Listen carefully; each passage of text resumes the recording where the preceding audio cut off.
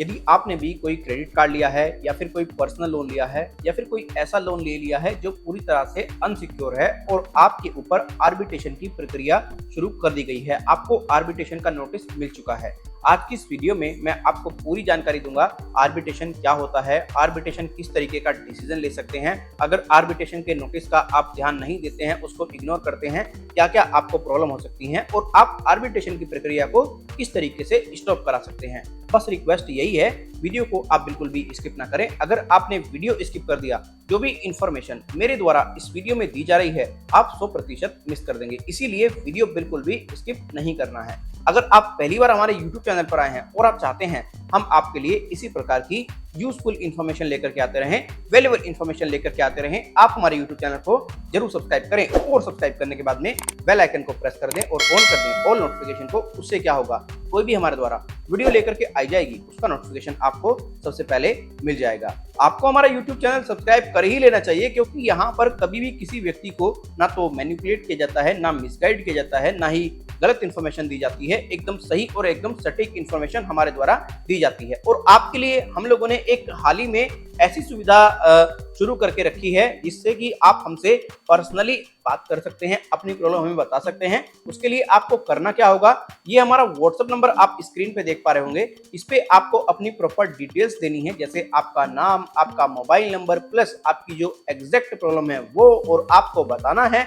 आपको टेलीफोनिकली हमसे अपॉइंटमेंट चाहिए। जब ये सब चीजें आप हमें बता देंगे तो हमारी टीम आपका टेलीफोनिकली अपॉइंटमेंट जो है वो फिक्स करा देगी। अगर उन्हें लगेगा इसमें आपको सामान्य जानकारी की आवश्यकता है तो सामान्य जानकारी के लिए हमारी टीम मुझसे आपका अपॉइंटमेंट फिक्स कराएगी। और अगर उन्हें लगेगा आपको एडवोकेट की रिक्वायरमेंट है, इसमें आपकी एडवोकेट साहब भी हेल्प कर सकते हैं, तो वो आपको टेलीफोनिकली एडवोकेट भी प्रोवाइड करा देंगे। बट मैं आपको बता दूं, मैं खुद कोई लीगल एडवाइजर नहीं हूं, मेरा काम है सिर्फ सामान्य जानकारी देना। अगर हमें लगता है कि इसमें आपको एडवोकेट की रिक्वायरमेंट है तो इमीडिएटली हम थर्ड पार्टी एडवोकेट्स के पास में आपके केसेस को फॉरवर्ड करते हैं, जिससे कि आपको एकदम सटीक जानकारी मिले।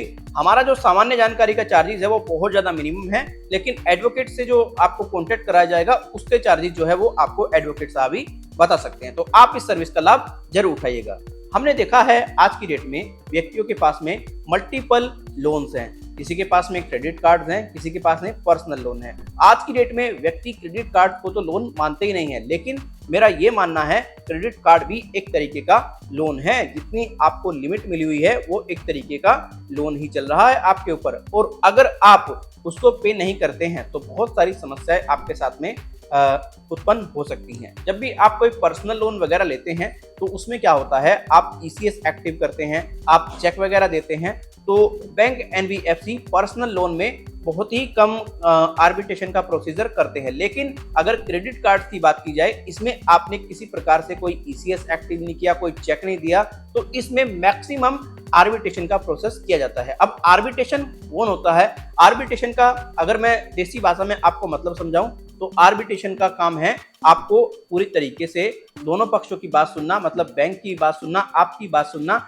और उसको निष्पक्ष होकर के एक सही डिसीजन दे देना। लेकिन आज की डेट में आर्बिट्रेटर जो है वो निष्पक्ष नहीं है। जो हमारे देखने में आया है, आर्बिट्रेटर बैंक और एनबीएफसी के ही पाए जा रहे हैं। इसमें अगर आपने पूरी तरह से कोई ध्यान नहीं दिया, आर्बिट्रेटर के नोटिस का कोई जवाब नहीं दिया, तो आर्बिट्रेटर के पास में ये अधिकार है, वो आपकी चल संपत्ति को पूरी तरह से जब्त करा सकता है। चल संपत्ति कैसी होती है, जैसे कि जो संपत्ति है वो मूवेबल है, मतलब एक जगह से उठा करके दूसरी जगह पर लेकर के जा सकते हैं। उदाहरण के लिए आपकी कार हो गई, आपकी बाइक हो गई, आपका लैपटॉप हो गया, आपका मोबाइल हो गया, आपका बेड हो गया, आपका एसी हो गया, ये एक मूवेबल प्रॉपर्टी है आपकी, तो इसको पूरी तरीके से वो जब्त करने का आदेश दे सकता है आर्बिट्रेटर, अगर आप उस पर पूरी तरह से ध्यान नहीं देते हैं।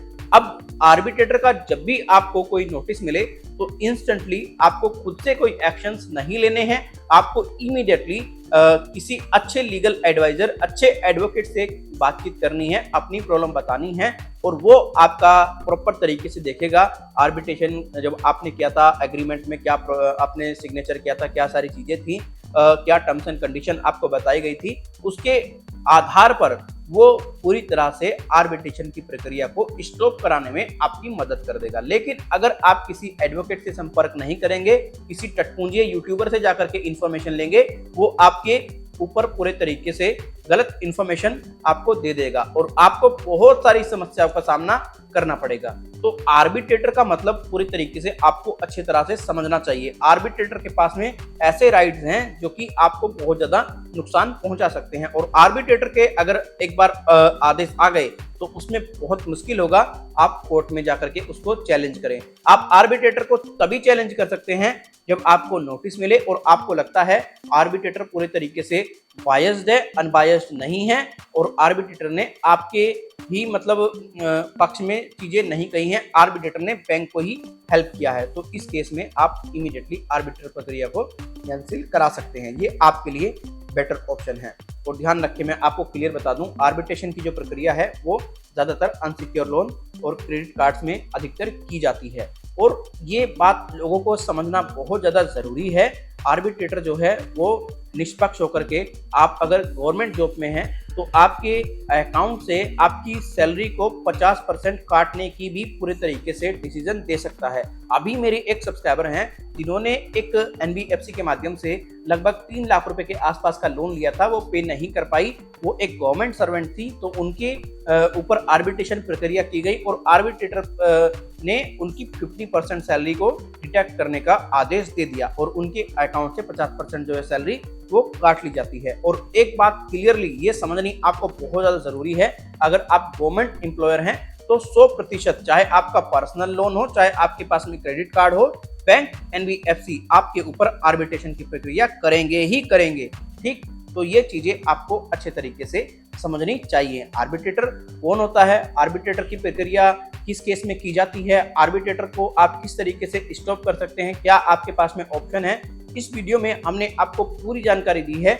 आशा करते हैं ये वीडियो आपके लिए जरूर हेल्पफुल रही होगी। अगर ये वीडियो हेल्पफुल रही है, वीडियो को आप लाइक करके जा सकते हैं, वीडियो को आप डिसलाइक भी कर सकते हैं। कोई सुझाव है ईमेल और कमेंट के जरिए जरूर दे सकते हैं और हमने आपको बताया है आप किस तरीके से हमारी पेड सर्विस का लाभ उठा सकते हैं। धन्यवाद, फिर मिलते हैं किसी और वीडियो में।